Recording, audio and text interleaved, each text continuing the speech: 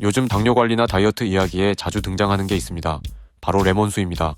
그만큼 많은 분들이 레몬수를 꾸준히 마시고 있고 실제로 효과가 있다는 이야기도 심심치 않게 들을 수 있습니다. 후기를 보면 레몬수 덕분에 살이 빠졌다, 혈당 관리에 도움이 됐다 라는 경험담이 많습니다.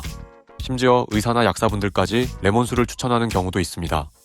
그래서 제가 직접 연속 혈당기를 착용하고 레몬수를 마신 뒤 혈당 조절에 도움이 되는지 확인해봤습니다.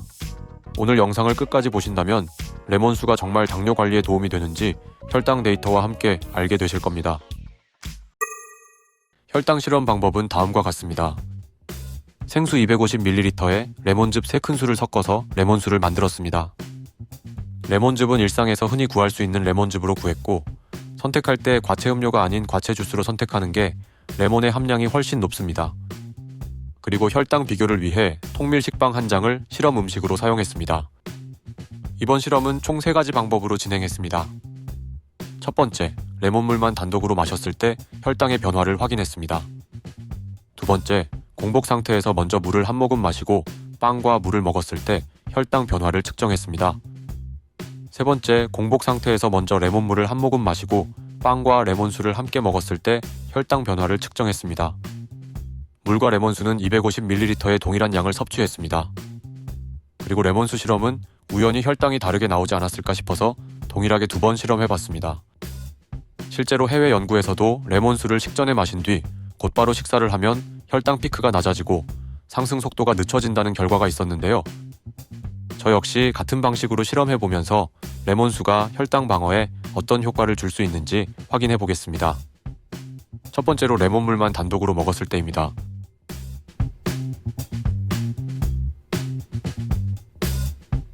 다 먹은 후 연단기로 혈당을 보면 식전과 비교했을 때 혈당 차이가 거의 없는 것을 볼 수 있습니다. 두 번째로 물과 함께 빵을 먹어보았습니다.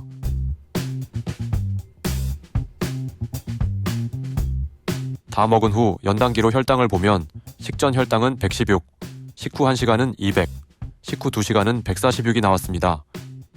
식전과 비교했을 때 최고 혈당 기준으로 대략 85 정도 상승했습니다. 세 번째로 레몬물과 함께 빵을 먹어보았습니다.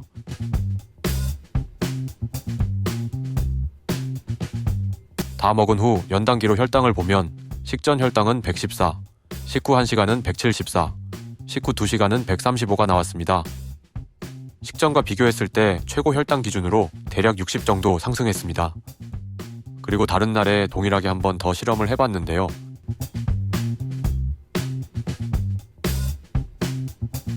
다 먹은 후 연단기로 혈당을 보면 식전 혈당은 113, 식후 1시간은 177, 식후 2시간은 131이 나왔습니다. 식전과 비교했을 때 최고 혈당 기준으로 대략 60 정도 상승했습니다. 빵을 먹었을 때 물과 레몬수의 혈당을 비교해보면 레몬즙을 먹었을 때 혈당 상승이 20 정도 더 낮은 것을 볼 수 있었는데요. 연구자료나 다른 분들의 후기처럼 실제로 혈당이 더 낮게 나온 것을 확인할 수 있었습니다. 그렇다면 레몬의 어떤 효과 때문에 이렇게 혈당 조절에 도움이 될 수 있었던 것인지 자세히 알아보도록 하겠습니다. 한 프랑스 연구팀이 진행한 임상시험에서는 흰빵을 먹을 때 같이 먹는 음료를 물, 홍차, 레몬 주스로 실험을 했습니다. 결과는 놀라웠습니다. 레몬 주스를 함께 섭취했을 때 식후 혈당 반응이 뚜렷하게 낮아지고 혈당 피크 도달 시간도 늦춰졌습니다. 같은 빵을 먹었는데도 어떤 음료를 같이 먹느냐에 따라 혈당이 달라진 것인데요. 그렇다면 왜 레몬수가 혈당을 낮추는 효과를 보였을까요? 바로 레몬의 산도 때문인데요. 연구에 따르면 음식이나 음료의 pH 값이 3.5 이하로 낮아지면 침 속에 있는 알파 아밀레이스의 활성이 억제됩니다. 전분은 원래 입안에서부터 잘게 분해되기 시작하는데 산도가 낮아지면 이 과정이 늦춰집니다.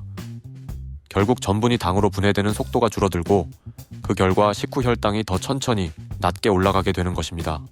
이 점은 여러 논문에서도 반복적으로 강조됩니다. 레몬의 풍부한 구연산이 만들어내는 산성 환경이 전분 소화를 지연시키는 전략으로 작용하는 것입니다.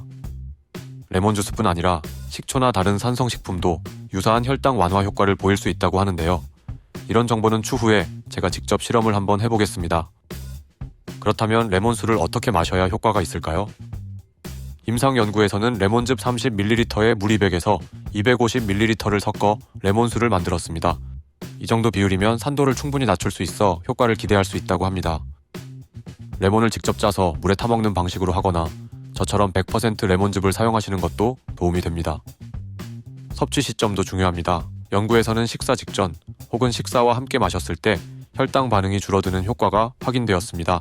다만 레몬수가 속을 자극하는 분들도 있기 때문에 공복에 마셨을 때 불편하다면 음식을 드신 후에 마셔도 도움이 된다고 합니다.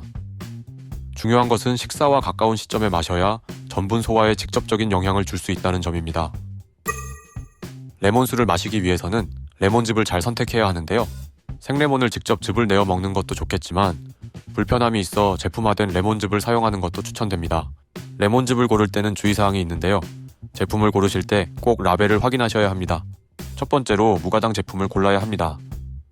100% 레몬 주스처럼 설탕이나 액상과당이 들어가지 않은 제품을 선택해야 합니다. 레모네이드, 시럽, 레몬맛 음료라고 적힌 제품은 대부분 당분이 추가돼 혈당 조절에 좋지 못합니다. 두 번째로 식품 유형을 확인하셔야 합니다. 라벨에 식품 유형이 과채 주스로 표시된 제품이 가장 이상적입니다. 과채 음료나 혼합 음료는 레몬 성분 함량이 낮거나 첨가물이 많을 수 있습니다. 이런 레몬즙 제품의 성분 표시를 보면 과채 주스 혹은 과채 음료라고 적혀 있는데요. 과채 주스가 과즙 95% 이상, 국내 규정상 당류를 첨가하지 않은 주스입니다. 선택하실 때 과채 주스로 고르시길 바랍니다. 아무리 좋은 효과가 있어도 잘못 드시면 오히려 불편할 수 있습니다. 레몬즙을 드시기 전에 주의사항은 다음과 같습니다. 첫 번째, 치아 건강에 주의하세요. 레몬즙은 산도가 강해 치아의 손상을 유발할 수 있습니다. 치아가 안 좋으시다면 빨대를 사용해서 치아 접촉을 줄이고 마신 후에는 물로 입을 헹구고 양치는 30분에서 1시간 뒤에 하는 것이 안전합니다. 두 번째, 위자극에 주의하세요.